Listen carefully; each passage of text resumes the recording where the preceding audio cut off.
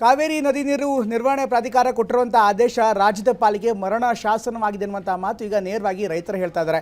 ಮತ್ತೆ ಕಡೆಗೆ ರಾಜ್ಯ ಸರ್ಕಾರಕ್ಕೂ ಕೂಡ ಒಂದಲ್ಲ ಒಂದು ರೀತಿಯಂಥ ಟೆನ್ಷನ್ಸ್ಗಳು ಇದರಿಂದ ಉದ್ಭವವಾಗಿದೆ. ಈಗಾಗಲೇ ಬೆಂಗಳೂರಿನಲ್ಲಿ ನೀರಾವರಿ ಸಚಿವ ರೆಡ್ಡಿ ಅವರು ಈಗಾಗಲೇ ಮೀಟಿಂಗನ್ನು ಮಾಡಿದ್ರೆ ದೆಹಲಿಯಲ್ಲಿ ಮುಖ್ಯಮಂತ್ರಿ ಡಿ ಕೆ ಶಿವಕುಮಾರ್ ಅವರು ಕಾನೂನು ತಜ್ಞರ ಜೊತೆಗೆ ಸಭೆ ನಡೆಸಿದರು. ಅತ್ತ ಕರ್ನಾಟಕ ಈಗ ಕೊಟ್ಟಿರುವಂಥ ಆದೇಶಕ್ಕೆ ವ್ಯತಿರಿಕ್ತವಾಗಿ ನೀರು ಬಿಡದೇ ಇರೋದಕ್ಕೆ ನಿರ್ಧಾರ ಮಾಡಿದೆ. ಹಾಗಾದರೆ ಏನೆಲ್ಲ ಕಾನೂನಾತ್ಮಕ ಹೋರಾಟವನ್ನು ರಾಜ್ಯ ಸರ್ಕಾರ ಮಾಡ್ತಾ ಇದೆ, ಸರ್ಕಾರದಿಂದ ಬರ್ತಾ ಇರುವಂಥ ಮಾಹಿತಿಯನ್ನು ನೋಡೋಣ ಬನ್ನಿ.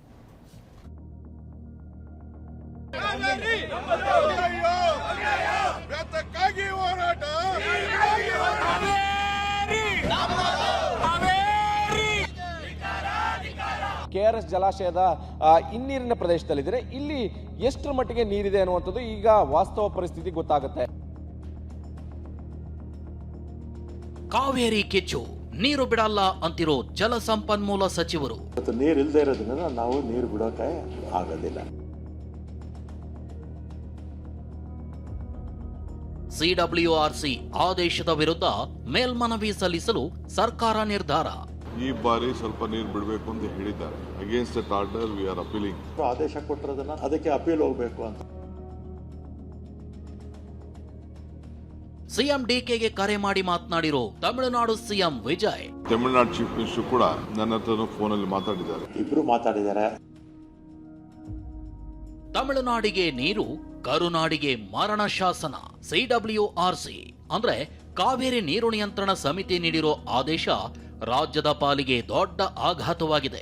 ಮುಂದಿನ 15 ದಿನ ನಿತ್ಯ 3500 ಕ್ಯೂಸೆಕ್ ಕಾವೇರಿ ನೀರನ್ನ ತಮಿಳುನಾಡಿಗೆ ಬಿಡಬೇಕು ಅಂತ ಆದೇಶ ನೀಡಿದೆ. ಬರದ ಮಧ್ಯೆಯೂ ನೀರು ಬಿಡುವ ಆದೇಶಕ್ಕೆ ರಾಜ್ಯಾದ್ಯಂತ ಪ್ರತಿಭಟನೆಗಳಾಗ್ತಿವೆ. ಸಮಸ್ಯೆ ಬಗೆಹರಿಸುವುದು ರಾಜ್ಯ ಸರ್ಕಾರಕ್ಕೂ ಸವಾಲಾಗಿದೆ.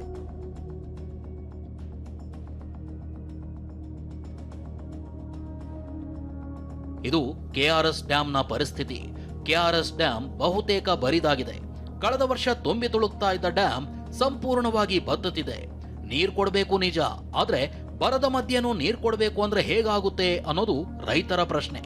KRS ಜಲಾಶಯದ ಹಿನ್ನೀರಿನ ಪ್ರದೇಶದಲ್ಲಿದೆ. ಇಲ್ಲಿ ಎಷ್ಟರ ಮಟ್ಟಿಗೆ ನೀರಿದೆ ಅನ್ನುವಂಥದ್ದು ಈಗ ವಾಸ್ತವ ಪರಿಸ್ಥಿತಿ ಗೊತ್ತಾಗುತ್ತೆ. ಯಾಕಂದ್ರೆ ನಿಜಕ್ಕೂ ಕೂಡ ಒಂದು ರೀತಿಯಲ್ಲಿ ಸಂಕಷ್ಟದ ಸ್ಥಿತಿಯಲ್ಲಿರುವಂಥದ್ದು. ಆದರೆ ಈ ಸಂದರ್ಭದಲ್ಲಿ ತಮಿಳುನಾಡಿಗೆ 3500 ಕ್ಯೂಸೆಕ್ಸ್ನ ಪ್ರತಿದಿನ ಬಿಡಬೇಕು ಅನ್ನುವಂಥದ್ದು ಆದೇಶ ಇದೆ.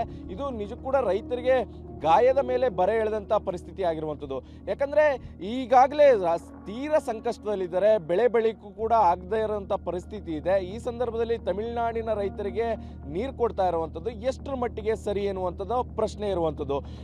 ಈಗಾಗಲೇ ಜಲಾಶಯದ ನೀರಿನ ಮಟ್ಟ 92 ಅಡಿ ಅಷ್ಟಿದೆ. 92 ಅಡಿ ಅಂತಂದ್ರೆ ಕೇವಲ 30% ಮಾತ್ರ ನೀರಿರುವಂಥದ್ದು. ಜಲಾಶಯದಲ್ಲಿ ಈಗ ಕೇವಲ 17 TMC ನೀರು ಮಾತ್ರ ಸಂಗ್ರಹ ಆಗಿದೆ. 17 TMCಯಲ್ಲಿ 5 TMC ನೀರು ಡೆಡ್ ಸ್ಟೋರೇಜ್ ಆಗಿದೆ. ಇಲ್ಲಿನ ನೀರು ಇರುವಂಥದ್ದು ಕೇವಲ ಕುಡಿಯೋ ನೀರಿಗೆ ಮಾತ್ರ ಬಳಕೆಗೆ ಲಭ್ಯ ಇರುವಂಥದ್ದು. ಈ ಕಾರಣದಿಂದಾಗಿ ರಾಜ್ಯ ಸರ್ಕಾರ ರೈತರಿಗೆ ಮನವಿಯನ್ನ ಮಾಡಿಕೊಂಡಿದೆ. ನಾವು ನೀರು ಕೊಡ್ಲಿಕ್ಕೆ ಸಾಧ್ಯವಾಗ್ತಾ ಇಲ್ಲ. ಈ ಕಾರಣದಿಂದಾಗಿ ಹೊಸದಾಗಿ ಬೆಳೆಯನ್ನ ಬೆಳಿಬೇಡಿ ಎನ್ನುವಂತ ನಿಟ್ಟಿನಲ್ಲಿ ರೈತರಿಗೆ ಮನವಿಯನ್ನು ಮಾಡಿಕೊಂಡಿದ್ದಾರೆ. ಇಂಥ ಮನವಿ ಮಾಡಿಕೊಂಡಿರುವಂತ ಸಂದರ್ಭದಲ್ಲಿ ತಮಿಳುನಾಡಿಗೆ ನೀರನ್ನ ಕೊಡ್ತಾ ಇರುವಂಥದ್ದು ಎಷ್ಟು ಮಟ್ಟಿಗೆ ಸರಿ ಎನ್ನುವಂಥದ್ದು. KRS ಡ್ಯಾಂನಲ್ಲಿ ಕೇವಲ 17 TMC ನೀರು ಮಾತ್ರ ಸಂಗ್ರಹವಿದೆ. 5 TMC ನೀರು ಡೆಡ್ ಸ್ಟೋರೇಜ್ ಇದೆ. ಕೇವಲ ಕುಡಿಯೋಕೆ ನೀರು ಬಳಕೆ ಮಾಡೋಕೆ ಮಾತ್ರ ಲಭ್ಯತೆ ಇದೆ.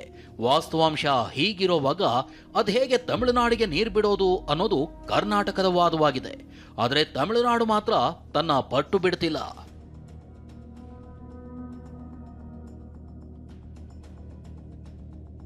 ಇನ್ನು CWRC ಆದೇಶದ ವಿರುದ್ಧ ಮೇಲ್ಮನವಿ ಸಲ್ಲಿಸೋಕೆ ಕರ್ನಾಟಕ ಸರ್ಕಾರ ಮಹತ್ವದ ನಿರ್ಧಾರವೊಂದನ್ನು ತೆಗೆದುಕೊಂಡಿದೆ. CWRC ಅಂದ್ರೆ ಕಾವೇರಿ ನೀರು ನಿಯಂತ್ರಣ ಸಮಿತಿ ಆದೇಶದ ವಿರುದ್ಧವಾಗಿ ಮೇಲ್ಮನವಿ ಸಲ್ಲಿಸಲು ತೀರ್ಮಾನ ಮಾಡಲಾಗಿದೆ. CWMA ಅಂದ್ರೆ ಕಾವೇರಿ ನೀರು ನಿರ್ವಹಣಾ ಪ್ರಾಧಿಕಾರಕ್ಕೆ ಮೇಲ್ಮನವಿ ಸಲ್ಲಿಸೋಕೆ ಸರ್ಕಾರ ನಿರ್ಧಾರ ಮಾಡಿದೆ. ಬೆಂಗಳೂರಿನಲ್ಲಿಂದು ಜಲಸಂಪನ್ಮೂಲ ಸಚಿವ ರಾಮಲಿಂಗಾರೆಡ್ಡಿ ನೇತೃತ್ವದಲ್ಲಿ ನಡೆದ ಸಭೆಯಲ್ಲಿ ತೀರ್ಮಾನ ಕೈಗೊಳ್ಳಲಾಗಿದೆ. ವಿಧಾನಸೌಧದ ಸಚಿವರ ಕೊಠಡಿಯಲ್ಲಿ ನಡೆದ ಸಭೆಯಲ್ಲಿ ಹಿರಿಯ ಅಧಿಕಾರಿಗಳು, ಕಾನೂನು ತಜ್ಞರು ಭಾಗಿಯಾಗಿದ್ರು. ಮತ್ತೆ ಇವತ್ತು ಅವರು ಆದೇಶ ಕೊಟ್ಟಿರೋದನ್ನ ನಾವು ಪಾಲಿಸೋದಕ್ಕೆ ನಮಗೆ ಕಷ್ಟ ಆಗುತ್ತೆ. ಅದಕ್ಕೆ ಅಪೀಲ್ ಹೋಗಬೇಕು ಅಂತ ನಮ್ಮ ತೀರ್ಮಾನ ಆಗಿದೆ. ಮತ್ತು ನಮ್ಮ ಶ್ರೀರಾಮಯ್ಯ ಅವರು, ನಮ್ಮ ಅಡ್ವೈಸರು, ಕರ್ನಾಟಕ ಸರ್ಕಾರದ ಅಡ್ವೈಸರು ಡ್ರಾಫ್ಟ್ ಮಾಡಿ ಕಳಿಸಿದ್ದಾರೆ. ದೆಹಲಿಗೆ ಕಳಿಸಿದ್ದೀವಿ. ನಮ್ಮ ವಕೀಲರು ಕಾತರಿಕೆಯವರು ಡ್ರಾಫ್ಟ್ ಅಪ್ರೂವ್ ಮಾಡಿ ಕಳಿಸಿದರೆ ಇವತ್ತೇ ಅಪೀಲ್ ಆಗಿದೆ.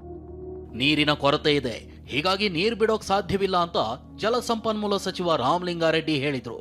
ಅದರಿಂದ ಇವತ್ತು ನೀರು ಇಲ್ಲದೆ ಇರೋದ್ರಿಂದ ನಾವು ನೀರು ಬಿಡೋಕೆ ಆಗೋದಿಲ್ಲ. ತಮಿಳುನಾಡಿಗೆ ನೀರು ಬಿಡೋ ವಿಚಾರದಲ್ಲಿ ಸಿಎಂ ಡಿಕೆಶಿ ಸಭೆ ಮೇಲೆ ಸಭೆ ಮಾಡ್ತಿದ್ದಾರೆ. ರಾಜ್ಯದ ರೈತರು ಹಾಗೂ ಜನರ ಹಿತರಕ್ಷಣೆಗೆ ಕೈಗೊಳ್ಳಬಹುದಾದ ಕ್ರಮಗಳ ಬಗ್ಗೆ ರಾಜ್ಯದ ವಕೀಲರೊಂದಿಗೆ ಚರ್ಚೆ ಮಾಡಿದ್ದಾರೆ. ಕಾವೇರಿ ನೀರಾವರಿ ವಿಚಾರದಲ್ಲಿ ಏನು ನಿನ್ನೆ ಸ್ವಲ್ಪ ನೀರು ಬಿಡಬೇಕು ಅಂತೇಳಿ ಆದೇಶ ಕೊಟ್ಟಿದ್ದಾರೆ. ನಮಗಿನ್ನ ವರ್ಣ ಕೃಪೆ ತೋರಿಸಿಲ್ಲ. 2 ಬಾರಿ ಅವರು ಅವ್ರ ರಿಕ್ವೆಸ್ಟ್ನ ರಿಜೆಕ್ಟ್ ಮಾಡಿದ್ರು. ಈ ಬಾರಿ ಸ್ವಲ್ಪ ನೀರು ಬಿಡಬೇಕು ಅಂತ ಹೇಳಿದ್ದಾರೆ. ಸೊ ನಾನು ಅವ್ರ ಆರ್ಡ್ರನ್ನ ಅಪೀಲ್ ಮಾಡಲಿಕ್ಕೆ ನಮ್ಮ ಮಂತ್ರಿಗಳು ರಾಮಲಿಂಗಾರೆಡ್ಡಿ ಅವರು ಮತ್ತು ಎಲ್ಲ ಅಧಿಕಾರಿಗಳ ಹತ್ರ ಚರ್ಚೆ ಮಾಡಿದ್ದೇನೆ. Against that order we are appealing. So ಆಮೇಲೆ ನಾವು ತೀರ್ಮಾನ ಮಾಡ್ತೀವಿ. ಅದಾದಮೇಲೆ ನಾನು ಅಪೋಸಿಷನ್ ಪಾರ್ಟಿ ಲೀಡರ್ಸ್ ಹತ್ರ ಕೂಡ ನಾನು ಬೆಂಗಳೂರು ಹೋದ್ಮೇಲೆ ಮಾತಾಡಿ ಆಮೇಲೆ ತೀರ್ಮಾನವನ್ನು ಮಾಡ್ತೀನಿ. ತಮಿಳುನಾಡಿನ ಸಿಎಂ ವಿಜಯ್ ನನ್ ಜೊತೆ ಮಾತನಾಡಿದ್ದಾರೆ. ಚರ್ಚೆ ಮಾಡೋಣ ಬನ್ನಿ ಅಂತ ಹೇಳಿದ್ದೀನಿ ಅಂತ ಡಿಕೆಶಿ ಹೇಳಿದ್ರು. ಈ ಮಧ್ಯದಲ್ಲಿ ತಮಿಳುನಾಡು ಚೀಫ್ ಮಿನಿಸ್ಟರ್ ಕೂಡ ನನ್ನ ಹತ್ರ ಬಂದು ಮಾತಾಡಲಿಕ್ಕೆ, ಕೆಲವು ವಿಚಾರಗಳನ್ನ ಮಾತಾಡಲಿಕ್ಕೆ ಅವರು ಇಂಗಿತವನ್ನು ವ್ಯಕ್ತಪಡಿಸಿದ್ದಾರೆ. ನಮ್ಮ ಚೀಫ್ ಸೆಕ್ರೆಟರಿಗೂ ಲೆಟರ್ ಬರೆದಿದ್ದಾರೆ. ನನ್ನ ಹತ್ರನೂ ಫೋನಲ್ಲಿ ಮಾತಾಡಿದ್ದಾರೆ. ಸೊ ನಾವು ಕೂಡ ಗೌರವದಿಂದ ಅವ್ರಿಗೆ ನೋಡಬೇಕಾದ್ದು ನಮ್ಮ ಕರ್ತವ್ಯ. ಆಯ್ತು ಬನ್ನಿ ಅಂತ ನಾನು ಹೇಳಿದ್ದೇನೆ. ಇನ್ನು ಅಧಿಕೃತವಾಗಿ ಬಂದಿಲ್ಲ. ಸಿಎಮ್ಮು, ಆ ಸಿಎಮ್ಮು, ನಮ್ಮ ಸಿಎಮ್ಮು ಮಾತಾಡಿದ್ದಾರೆ, ಇಬ್ರು ಮಾತಾಡಿದ್ದಾರೆ. ಇವತ್ತು ನಾಳೆ ಗೊತ್ತಾಗುತ್ತೆ, ನಿಮ್ಗೆಲ್ಲ ಮಾಹಿತಿ ಕೊಡಿ. ಆಗಸ್ಟ್ 3ರಂದು ಬೆಂಗಳೂರಿಗೆ ತಮಿಳುನಾಡು ಸಿಎಂ ವಿಜಯ್ ಭೇಟಿ ಕೊಡೋ ಸಾಧ್ಯತೆ ಇದೆ. ಚರ್ಚೆಗೆ ಬರುವಂತೆ ಕರ್ನಾಟಕ ಸರ್ಕಾರ ಆಹ್ವಾನ ಕೊಟ್ಟಿದೆ. ಅಂದಿನ ಮಾತುಕತೆಯಲ್ಲಿ ಏನಾಗುತ್ತೆ ಅನ್ನೋದು ಸಾಕಷ್ಟು ಕುತೂಹಲ ಹುಟ್ಟಿಸಿದೆ. ಹರೀಶ್, TV9 ಬೆಂಗಳೂರು.